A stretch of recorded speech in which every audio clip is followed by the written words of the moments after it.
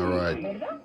Sí, ya por fin definió el rojo que le gusta. Radio Marti.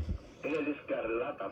Aquí le estoy enseñando los colores. Le estoy enseñando los colores porque no Around la tienen, 7.7 megahertz. Listening to all kinds of good stuff here on Y también mis amigos de Guarina. my Hammarlund HQ-100. I just wanted to tell you a little bit about this receiver. I've been having a lot of fun with it, and I picked this receiver up in the Dominican Republic, probably 1993, 1994. And I have the original manual here, and I've actually got some notes in the original manual about where it came from and who owned it. Let me see if I could find them here. It was originally owned by, hold on, where are my notes here? Yeah, probably originally owned by Hotel India 3 Alpha Golf Sierra, and that was Antonio Gomez Esse. Antonio Gomez. He lived at Santiago in the Dominican Republic. Also, somebody worked on it or owned it at one point, Rafael Inda, because I could see his name scratched on the inside of the chassis. I picked it up 93, 94. It was in really bad shape, terrible shape. And it suffered, I think, from basically the tropical environment, from the fact that one of the previous owners was obviously a heavy-duty smoker, so there was a thick coat of nicotine over the whole thing. The clock that used to be up here was completely messed up, deteriorated, falling apart. So I performed a clockectomy, and I think I sent the remnants to somebody who was trying to restore one of these things. It had suffered, I think, from power surges through the AC line cord and probably nearby lightning strikes through the RF input port, and it was in really bad shape. One of the transformers, one of the 455 kC transformers, was open, and it wasn't, so that stage wasn't getting any B plus voltage. Believe me, a receiver doesn't work very well that way, so I had to go in there and replace one of the 455 kC IF transformers. The little antenna tuning capacitor was broken. I had to replace that.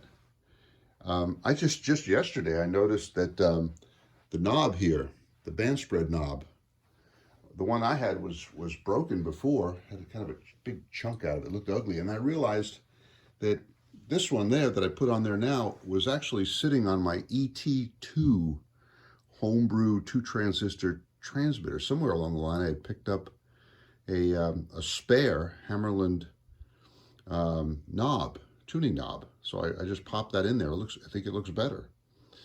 Anyway, I've been using this receiver on AM mostly, paired up with my DX100 transmitter, and it just recently started to give me a little bit of trouble. It was obvious that the like the tuning range knob needed a squirt of deoxit. It just wasn't working right.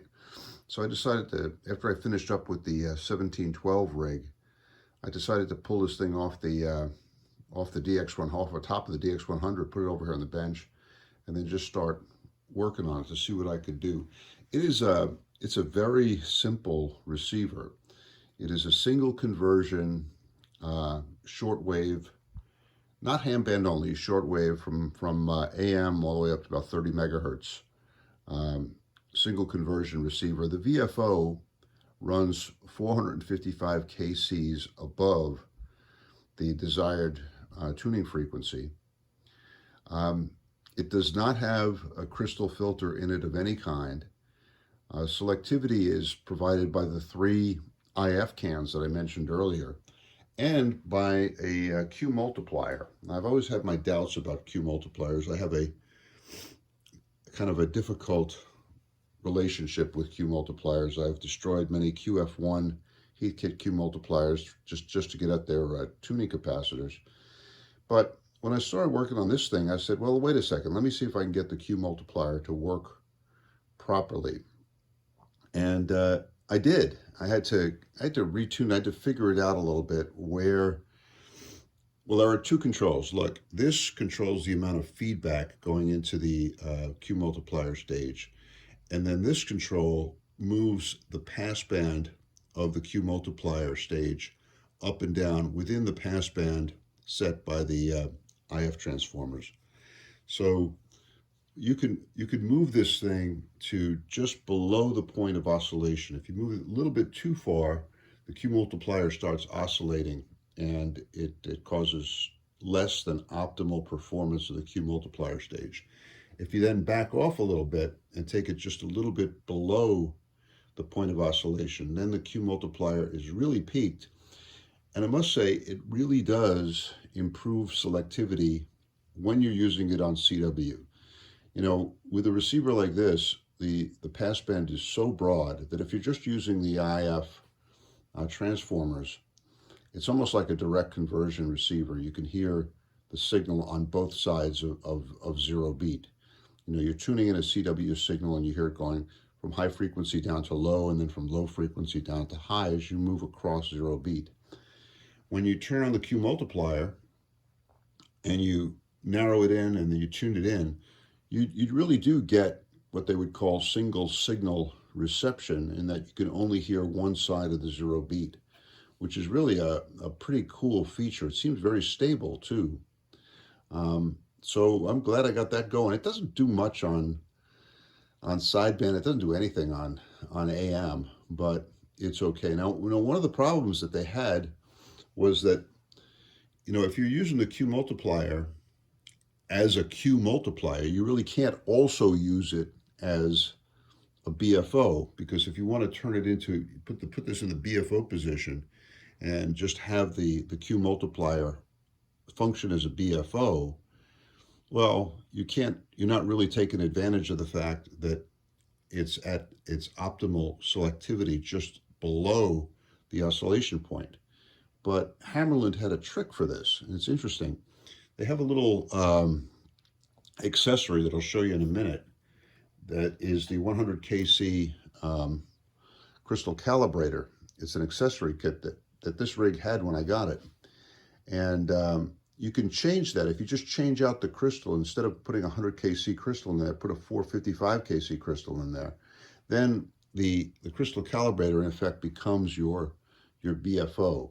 And in this way, you turn on the BFO, and then you could keep the Q multiplier at its optimal selectivity point, which is below the point of oscillation.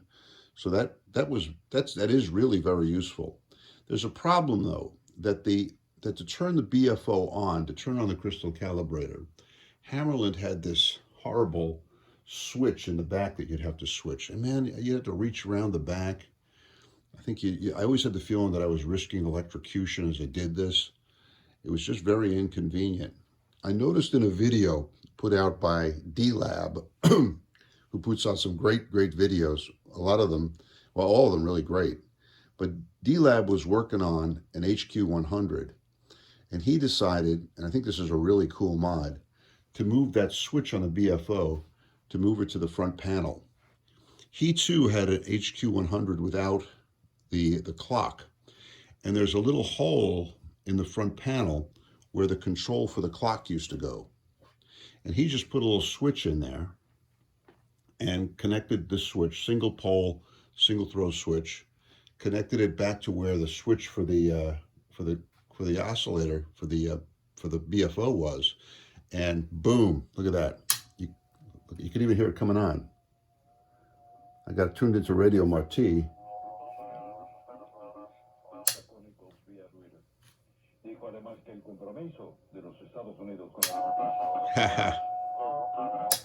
Man, I like it. So that makes the receiver a whole lot more useful. I really like that a lot. Let's see what else about this receiver. You know, I'll take you back and show you the insides of it, the open portion of it here in a minute. But there is one circuit that I still need to work on, and that is the S meter. It's got an AGC or an AVC derived S meter, and mine is just not working properly, and it just doesn't kick up. and I've tried to figure out what's going on there. The manual that comes with the Hammarlund HQ-100 talks about it possibly being one or both of the of the of the of the tubes, 6BA6s, I think they are, in the IF chain being bad. So I've ordered 6BA6s from Antique Electronic Supply, and when they come, I'll pop them in there and see if that improves the performance of the S meter. If not, I'll have to go in there and start digging into the circuitry and see what the problem is. But in rigs like this, you can usually figure that the problem is going to be a bad or a soft tube. Let's see what else. Anyway, so I'll work on the S meter thing. I don't think I'm going to do any other really big mods on this thing. I don't want to kind of go in there and put in a product detector. Sometimes guys, turn this in, solid state it and everything else. I think I'll just leave it pretty much the way it is. I think that front panel BFO switch is really nice.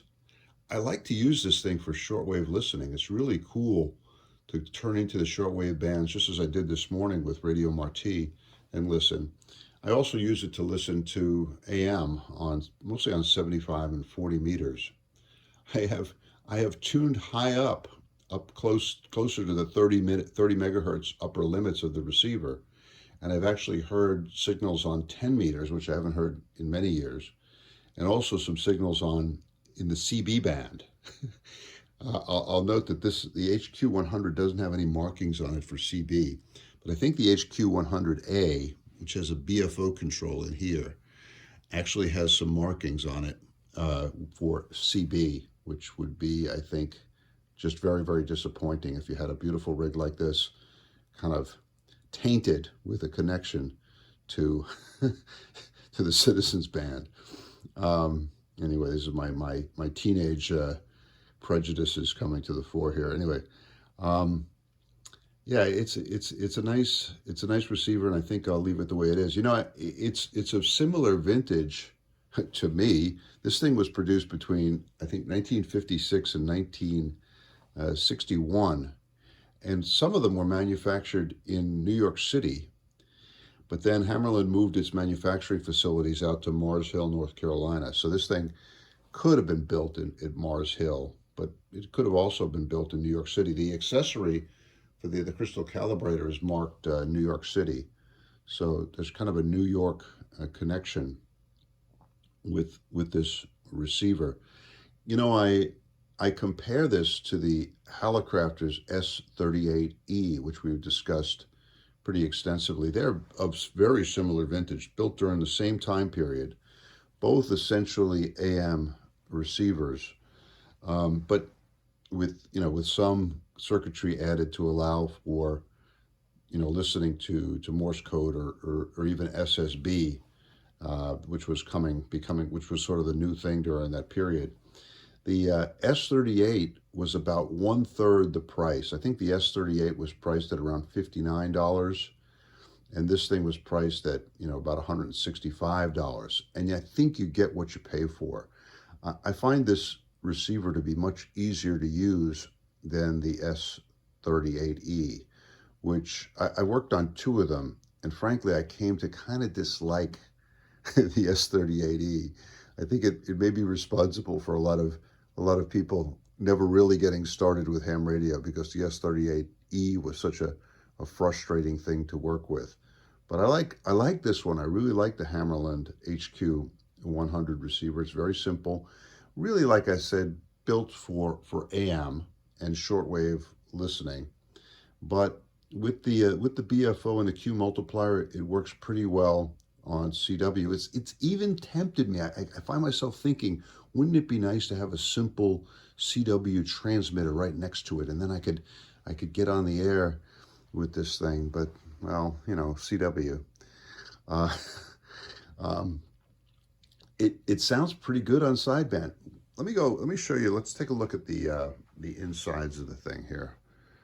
Let's pull it up here. Very low tech. We're very low tech here. Look. Oh yeah. Okay. So if you go here, you can see where I installed the switch. There it is, right there. That's the switch that'll that turns the rig on and off. The VFO. Look at this thing here, man. The VFO. Contrary, look. This is the main tuning capacitor, and this is the band spread capacitor. Note something here. The VFO on this rig is not in a hermetically sealed box. Far from it. It's just out there. It's taken up most of the top port of the chassis. It is remarkably stable. And so I think this just points out that the folks have been saying that you have to have the VFO, hermetically sealed in a die-cast box. Most of the receivers that we've used over the years are just not built that way. And even though they are analog LC VFOs, they are very stable. This thing is very, very stable. It does have temperature compensation capacitors in it, and I've seen these temperature comp capacitors in the receiver, in the schematic diagram. Over here, you could see. Let me pan up this way. This is what used to be the 100 kc crystal calibrator, which is now, I've changed the crystal. You can see the crystal hiding back there. That's now a 455 kc crystal. These are the IF cans, and you can see this is probably the one I changed because it was open. I mean, I think just the consequences of the tropical environment. I probably at some point changed the electrolytic capacitor in here. And no, I mean that's pretty much it. I'm really enjoying working with this thing.